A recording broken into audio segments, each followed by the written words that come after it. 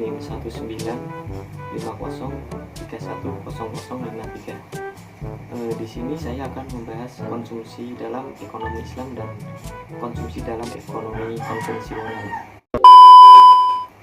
Adapun konsumsi itu sendiri, konsumsi merupakan kegiatan menggunakan barang dan jasa untuk memenuhi kebutuhan hidup. Konsumsi adalah semua penggunaan barang dan jasa yang dilakukan manusia untuk memenuhi kebutuhan hidupnya. Barang dan jasa yang dilakukan dalam proses produksi tidak termasuk konsumsi, karena barang dan jasa itu tidak digunakan untuk memenuhi kebutuhan hidup manusia. Barang dan jasa dalam proses produksi ini digunakan untuk memproduksi barang lain. Tindakan konsumsi dilakukan setiap hari oleh siapapun dan dimanapun.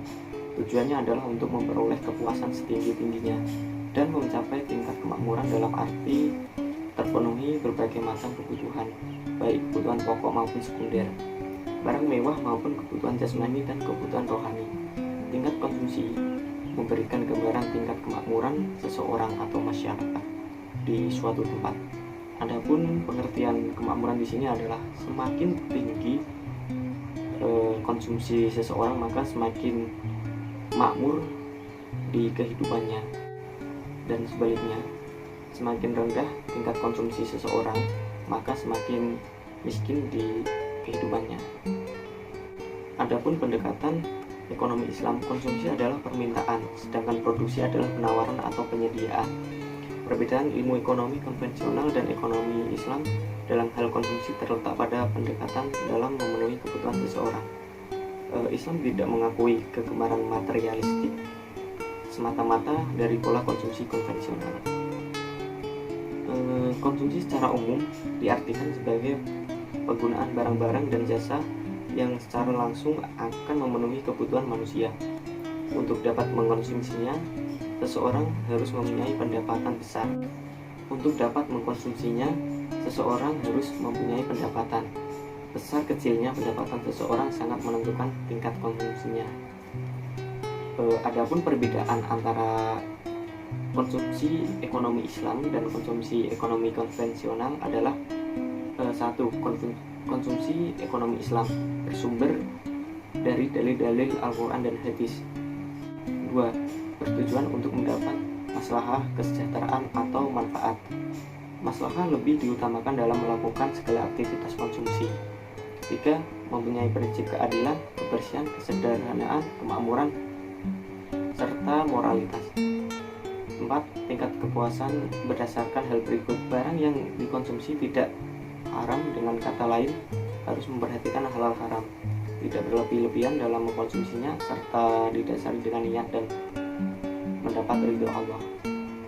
Adapun konsumsi dalam ekonomi konvensional adalah satu, bersumber dari perilaku individu-individu yang secara nyata terjadi di setiap unit ekonomi, serta dikarenakan pemikiran didominasi oleh dua kekuatan paham dunia, yaitu kapitalis dan sosialis. 2. Cenderung bebas, artinya untuk aktivitas adapun dapat dilakukan sepanjang menghasilkan keuntungan yang besar. 3. Bertujuan untuk memperoleh kepuasan dalam kegiatan konsumsinya semata. 4. Menggunakan prinsip rasionalis, yaitu kelengkapan, transivitas, kesinambungan, dan lebih banyak lebih baik.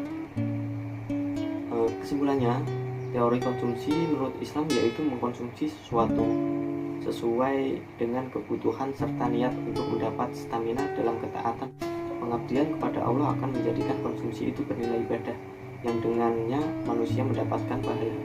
Konsumsi dalam ekonomi konvensional yaitu sesuai kegiatan menggunakan barang atau mengurangi nilai guna sesuatu barang dengan tingkat kepuasan yang sangat tinggi dan lebih mendahulukan keinginan atau kesukaannya dari apa yang ia butuhkan. Fungsi konsumsi di sini, fungsi konsumsi adalah satu kurva yang menggambarkan sifat hubungan di antara tingkat konsumsi rumah tangga dan perekonomian dengan perbedaan nasional atau perekonomian tersebut. Fungsi konsumsi dapat dinyatakan dalam persamaan, yaitu C sama dengan A tambah B dan Y, di mana C tingkat konsumsi, A adalah konsumsi rumah tangga ketika perbedaan nasional adalah 0. B. Kecenderungan konsumsi marginal. Y. Tingkat pendapatan nasional. Dari rumusan yang dikemukakan di atas, maka dapat diketahui bahwa besar konsumsi sangat dipengaruhi oleh besarnya pendapatan. Namun yang perlu digarisbawahi adalah perubahan peningkatan konsumsi yang disebabkan oleh perubahan peningkatan pendapatan serta bersifat proporsional.